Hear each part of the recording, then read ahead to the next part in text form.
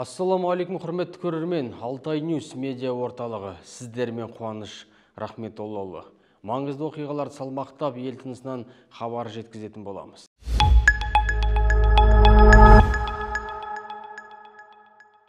Шығыс Қазақстан облысында терроризмді насихаттаған тұрғын 7 жылға сотталды. Ағымдағы жылдың 14 тамызында ұлттық қауіпсіздік комитетінің материалдарының негізінде Шығыс Қазақстан облысының апелляциялық соты жергілікті тұрғындардың бірін терроризмді насихаттады деген айыппен үкім шығарды.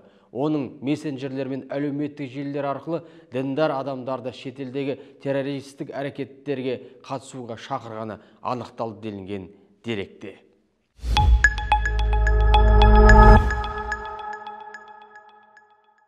Елімізде атом электр станциясы салынса, Үлбі металлургиялық зауыты ядролық отынмен қамтуға дайын. Өскемендегі Үлбі металлургиялық зауыты акционерлік қоғамы аймақтағы еліміздегі бұқаралық ақпарат құралдары өкілдерін атом электр станцияларына арналған ядролық отын өндірісіндегі мүмкіндіктерін көрсетіп, атом станциясының құрылысы туралы мәселе оң шешілген жағдайда өмізі оны өзінің ядролық отынмен қамтамасыз ете алар еді.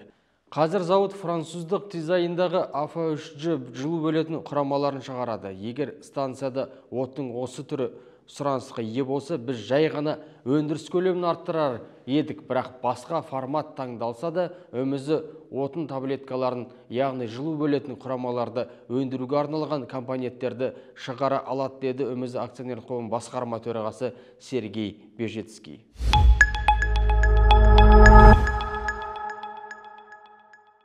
Британдық инвесторлар Шығыс Қазақстанға қызығып отыр. Шығыс Қазақстан облысына жұмыс сапарымен Астанадағы Ұлыбритания елшілігінің бизнес және сауда департаментінің директоры бірінші хатшы Бет Мэй Маккендрик келді. Ондағы мақсат өңірдің әлеуетімен танысу және түрлі саладағы ынтымақтастық мәселелерін талқылау.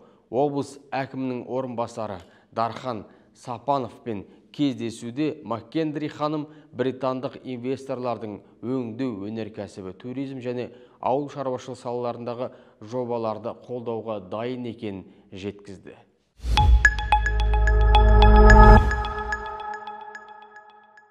Шығыста халықтық спорт ойындары қайта жанданды. Айта кетейік, Шығыс Қазақстанда 5 жылдың үзілістен кейін облыс әкімінің жүлделері сарапқа салынатын халықтық спорт ойындарын өткізу дәстүрі қайта жанданып отыр.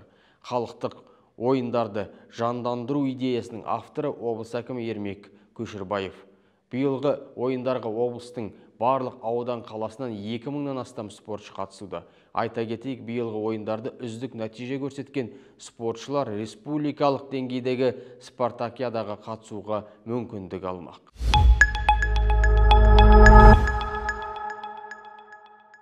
Қайрат Сатыбалдының жазасы жеңілдетілді. Өскемен қаласының нөмір 2 сотты тұңғыш президент Нұрсұлтан Назарбаевтың немере інісі Қайрат Сатыбалдының жазасының өтелмеген бөлігін жазаның неғұрлым жеңіл түріне ауыстыру туралы өтініш хатын қарады. Сот бостандығынан айыру түріндегі жазаның өтелмеген бөлігін 3 жыл 3 ай 7 күн мерзімге бас бостандығын шектеуге ауыстырды. Қайрат Сатыбалды жалпы сомасы 732 миллиард теңгеден аса мүліктік активтері мен ақшалай қаражатын мемлекет пайдасына қайтарды.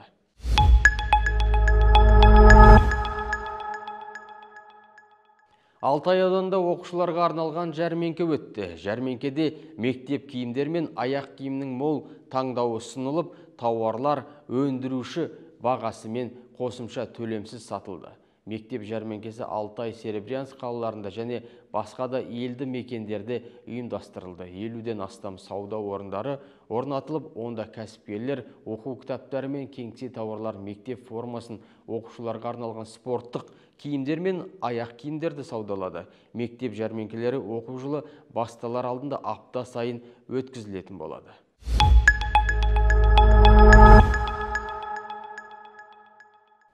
Шығыс Қазақстан облысының әкімі Ермек Көшербаев зиялы қауым өкілдерімен кездесті. Өңір басшысы Қазақстан жазушылар одағы Шығыс Қазақстан облыстық филиалының директоры Әлібек Қаңтарбаевпен және Қазақстанның құрметті журналисті Айтмұхамед Қасымовпен кездесу барысында Өңірдегі өнер мен әдебиетті дамытуға қатысты бірқатар мәселе талқыланды.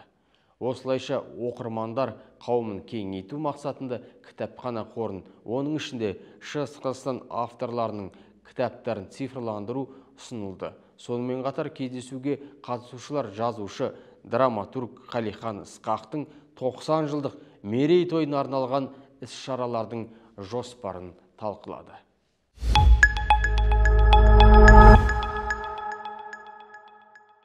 Құрметті ағайын, біз түйіндедік, арнамызға тіркеліп, лайк басуды ұмытпаңыздар. Әрістеріңіз берекелі, әр күндеріңіз мерекелі болсын.